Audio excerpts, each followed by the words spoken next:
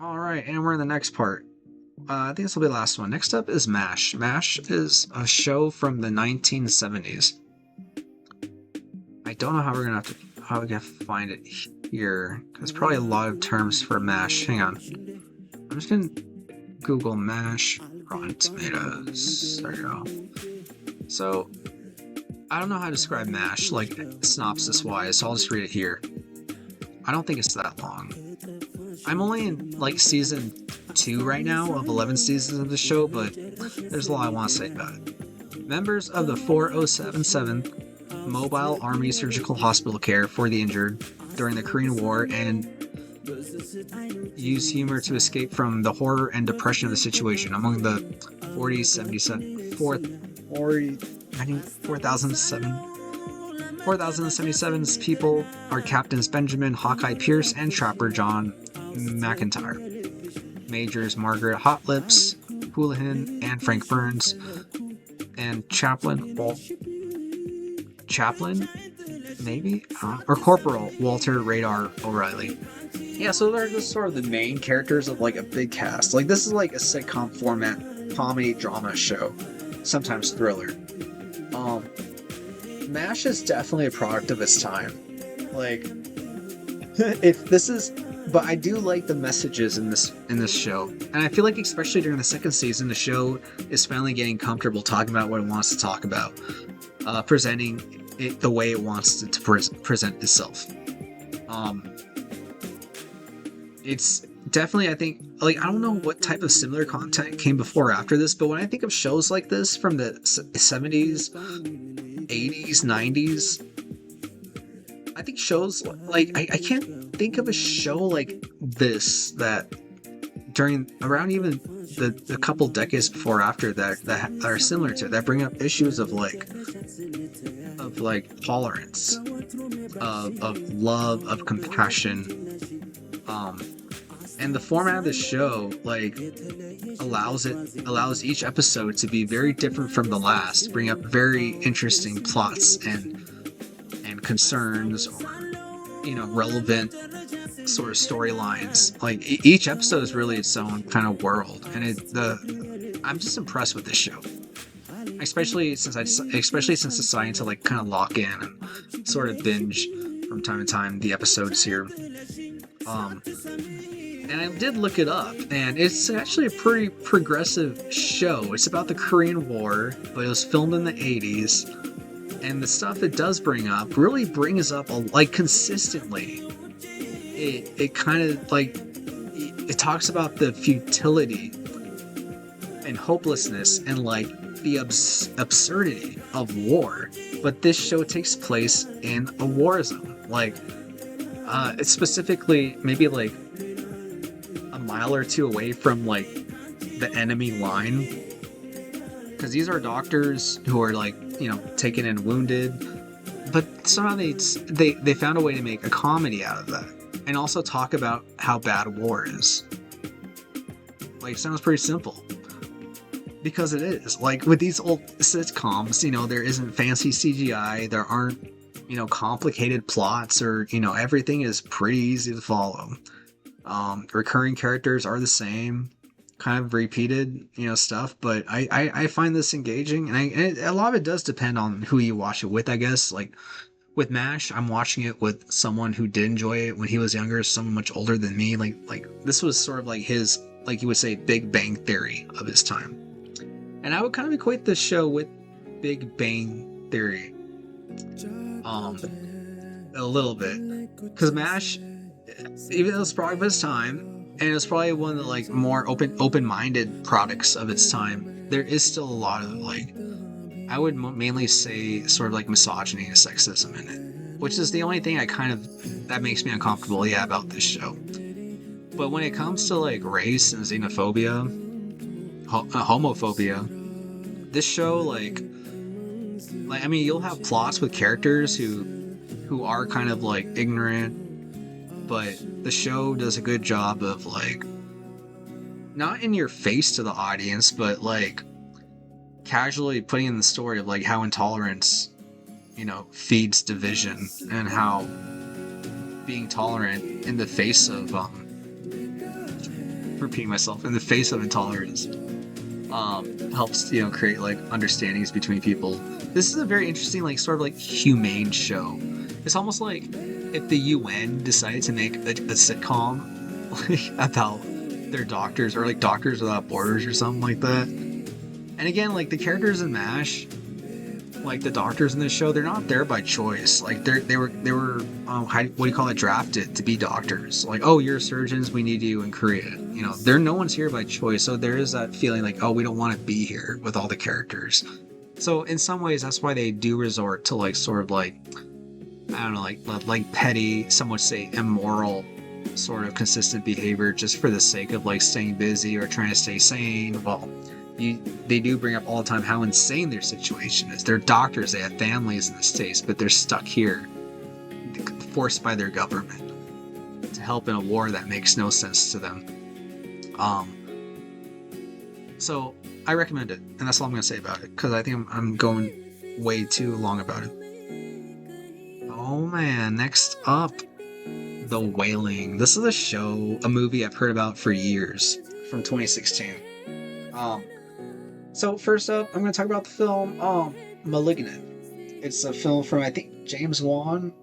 I might be wrong, but like a horror director from the US, and he made this movie Malignant. The movie Malignant, sorry, I'll go into The Wailing soon. It ties into it. Segue soon. Malignant is a crazy horror film because it's also a thriller, but also because like unpredictable events happen one after the other. Like, when I was watching Malignant, I had no idea where it was going. And the stuff, and for the most part, even though it was hit and miss, but most of the surprises are like, whoa, like, that's a really cool surprise. Like, it's like the movie kept, like, subverting my expectation. It kept U-turning and spiraled into this, like, what I would call a beautiful mess of a horror movie. The Wailing is like that. Like, I didn't know anything about The Wailing going in. I didn't want to spoil myself. 99%. I mean, critics are basically like universal praise for this one. Most audience members like it. I would be curious if people like connect this with I don't know. Yeah, Nigel Andrews says it's very crazy. It's very Korean. It's very long at 156 minutes. This is a long movie. I didn't even think about that watching it, but it is a long movie. But it didn't feel long for me because I was just enjoying it. Because once I knew, okay, this is the type of movie that's just going to throw things at you nonstop. But compared to Malignant, the random stuff in The Wailing is, I think, a bit more consistent with the story. Like, even though there's surprise after surprise after surprise, the horror and thrill elements in this film, The Wailing, are more, I feel traditional and conservative, in the sense that, like, Malignant is more ambitious and wilder with its ideas, but The Wailing kind of relies on cultural sort of horror folklore, especially in Korea. So that's why I say a more conservative and traditional approach to, like, a horror film where surprise after surprise after surprise after surprise. I really like this movie. I don't know if I would watch it again, but it's a very interesting escalation of events. And again, like, I had no idea what it was going to be going in. I just heard it was a great horror film, and it is. Now, there are English subtitles, I believe, but if you want to watch it in its original format and you don't know Korean, you gotta watch subtitles. I mean, I'm used to that, so I don't mind it, but just to warn you. Let's see. Critics' consensus: The Wailing delivers an atmospheric, cleverly constructed mystery whose supernatural thrills more than justifies its imposing length. Yeah, the supernatural elements, enhance the story, I think. And in this case, justify its imposing length. Again, like, this is a long movie, but I didn't feel it. I was enjoying basically, most, if not all, parts of it. Like, right from the get-go, right from the beginning, like, stuff gets crazy. And it gets crazier and crazier. I'm trying to think if there are any bad things I don't like about it. I don't know. I mean, like, there's some racism, I think, towards Japanese people in this movie. But again, it does not have to be interpreted like that. I don't know. Anyway, if I have like a slight gripe with this movie, like it would be that. What else to know? Who directed this? If you're familiar with your directors, Na Hong Jin. I wonder what if I'm familiar with any of other movies. No, but I'm interested in seeing his other movies now because The Wailing. This one was just great. Like I'm gonna watch The Yellow Sea sometime. I'm gonna take a note of that. All right, next up is Dhurandhar. Call it Dhurandhar. All right, this is an Indian film that came out, I think, last year or this year, I forget. But this is like the highest grossing film apparently in India. So just like to get in with the culture globally in the film world, yeah, I checked it out. So the consensus here, the synopsis: an underworld saga follows a network of criminals, informants, and operatives whose lives intersect, navigating covert operations, espionage, and betrayals. That's one way to describe it. Kind of vague. Yeah, because I don't want to get into spoilers. So basically, this movie is about like Dhurandhar, and this is like explain the beginning, so it's not really a spoiler. Dhurandhar is like a term in the movie that's used for like embedding a spy into a group of people who you want to manipulate. This is a very sort of political movie, plot-wise, and even in some cases in the real world, because this is an Indian movie where the protagonists are like Indians for the most part, and the antagonists for the most part are Palestinians, Pakistanians. Yeah, people of Pakistan. Pakistanian, I think that's how you say it. Now, the Pakistanian, the very few Pakistanians I've met are like great people. But again, like this movie kind of paints Pakistan in a negative light, while it paints India and like kind of victimizes India and puts a lot of sympathy for India. Like, oh, these Pakistan people are destroying India. Like, we gotta like get them. Now, it's not really a good or bad thing. It's just something you gotta be aware of when you watch this movie. Because I liked the movie. I thought the plot was very engaging. I thought the action was very well filmed. I liked all the characters. Because even though Pakistan, kind of like as a nation, specifically the gangs there and the implication that gangs control Pakistan, it feels a bit insulting to Pakistan.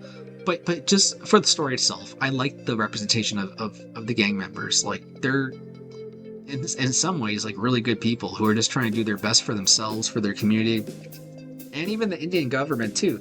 Like, you have corrupted people on both sides, good people on both sides. But basically, yeah, if you kind of take out what I think is kind of like the obvious, maybe I might be wrong, but like pro-Indian, anti-Pakistan political angle elements, and like kind of go into it like I did, just like as a movie with characters, and you see everyone's motivations and intentions. Like, I really liked all the characters. I thought they were fleshed out really well. Because in some ways, I could see how like the Indian government, I guess plot-wise, could be bad. I don't know. Kind of depends how you want to look at it. No, not really in the plot of this movie. Sorry, I'm thinking about the real world, but I don't know. They have like, because like when like I would say like a fifth or fourth into this movie, I was realizing, oh, this is like kind of a pro-India film, like a national film, which makes sense. Highest grossing film in India. Of course, they want to make a pro-Indian film. That's cool. But having Pakistan like painting that light, I don't know. But there is a sequel coming, and I'm glad for that. I hope there's some sort of like reconciliation in the plot, at least between the two countries. I'm sure there will be. Like, I think India's got to kind of come in hot nationally, like with a movie like this, and then since there are going to be sequels, I'm sure, like I'm pretty confident it's going to be like seemingly on the surface less critical towards Pakistan. Anyway, critics gave it 39%. I don't know why. There's no crit consensus. I'm curious why. But okay, Dhurandhar kind of feels like the guilty pleasure to me for a movie about like, you know, a very macho movie. There's a lot of violence in this movie, and a lot of like, you know, sort of like really like masculine, like, you know, fit, buff men in this movie.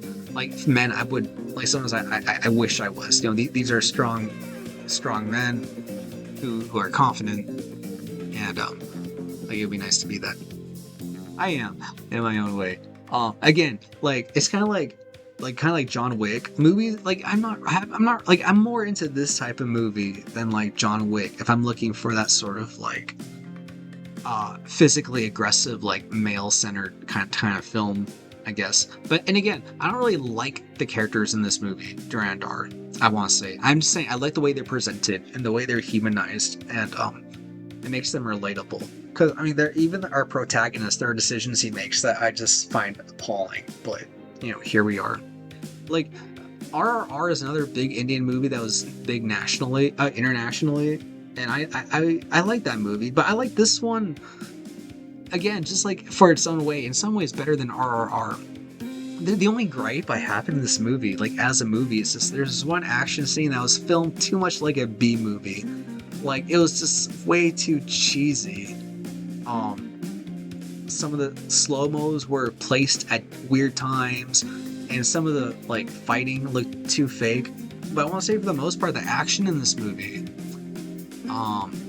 the way it's portrayed, the conflicts in this movie, like I love the way it's filmed. You know, you have that Bollywood vibe in it. You know, really exaggerating emotions and you know pausing at like certain poses. Like I love that sort of like you know dramatic camera work, and this movie has that, of course.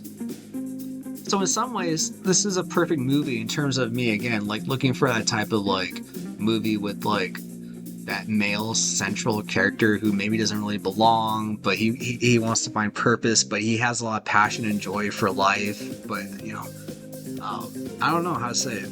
But yeah, Dhurandhar, I would recommend it. Only if any of that sounds interesting to you. I really feel like though men might enjoy this one more than women. If there's a demographic, like I guess, like I feel like it might appeal to more than others.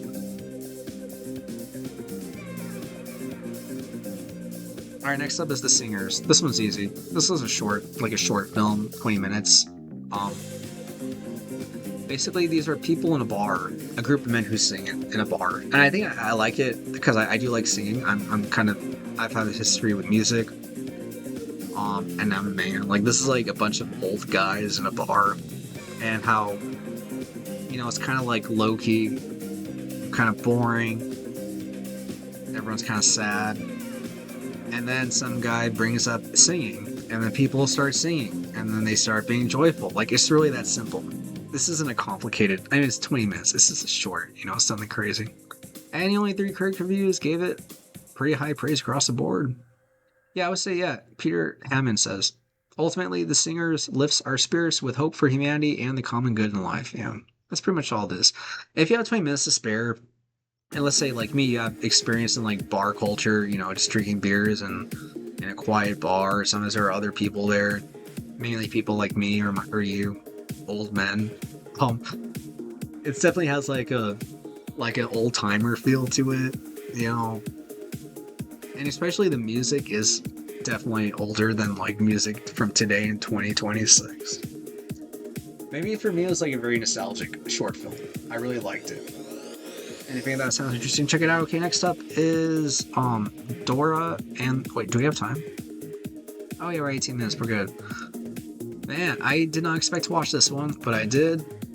And feel like this is one of my favorite movies. I want to say that I've seen like this year at least. Now, this movie, Dora and the Lost City of Gold, came out when? Like years ago. I'm gonna say, like, if I look at it, where is it?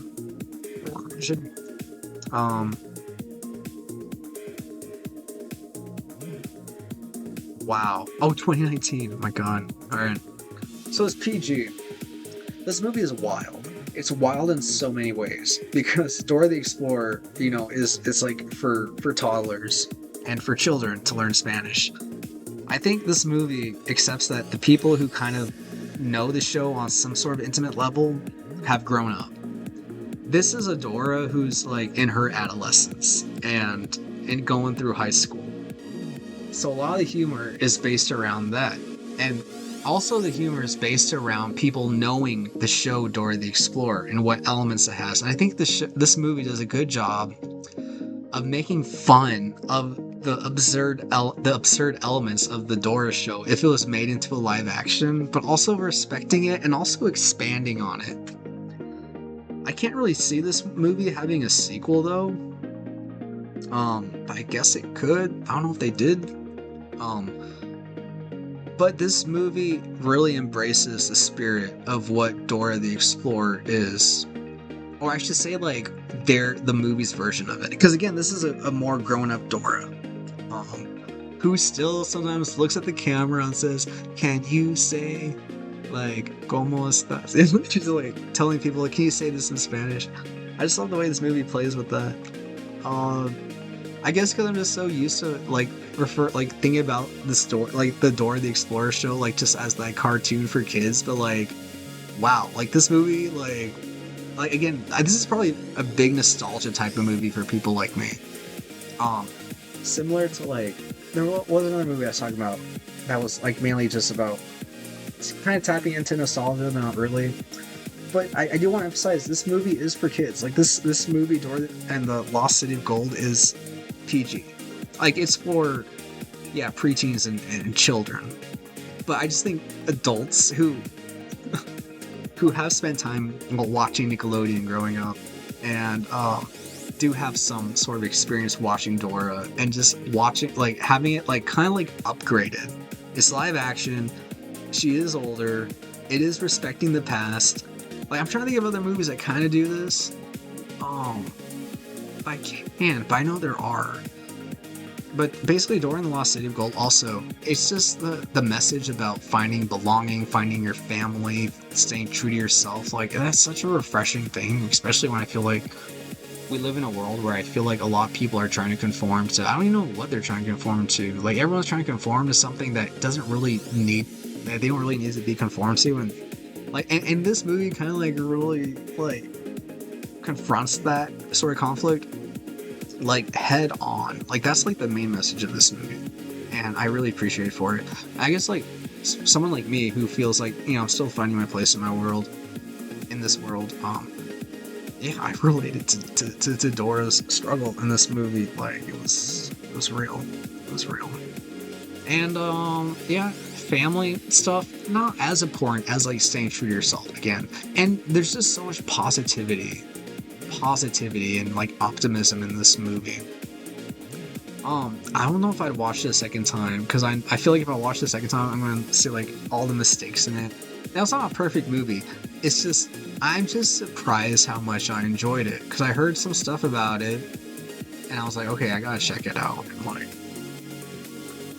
yeah, if you're an adult and you know you want and you want to like and you still kind of have nostalgia for Dora the Explorer, the cartoon show, you should definitely check this one out.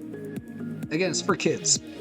I think that's the main demographic, but I think adults, like there's not like adult humor in it, but there is some like creative, really sort of like dry deadpan humor, you know, in this movie. Like I guess there's something for everyone in this movie. Like in the family, like there's something family friendly for everyone in this movie. Definitely recommend it. So yeah, check it out. 23 minutes, but still got time. I think we only have one movie left, and that is The Orphans. The Orphans is okay. This movie reminds me of Polite Society and A Time for Bravery. This is like, you know, like a foreign American film category. That's my new category that makes no sense that I'm going to use sometimes when I talk about movies like this. This movie is in what language? French. Oh yeah. It's a French production. And the synopsis is that two childhood friends must overcome their differences when their old flame dies in a suspicious car accident, and her teenage daughter seeks revenge. This movie has decent action. The camera work is decent. The relationship between the two protagonists, I think, is the better aspect of this film. And then once the daughter of whose mother died becomes more intimate with these two men. I think that's when this. I think those are the highlights of like the filmmaking of this movie. I really like seeing how the daughter played off like these two men, one of whom could possibly be her father.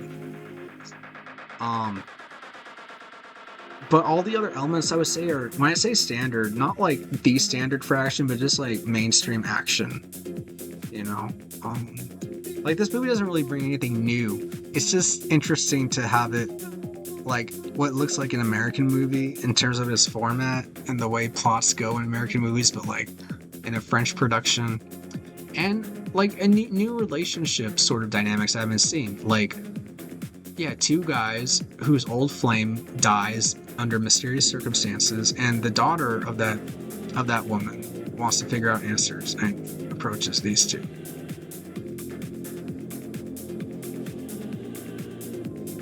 So if any of that sounds interesting, I say you should check it out. And if not, no big deal. I'm gonna take a break. We're almost at 30 anyway. Alright. Take it easy, y'all.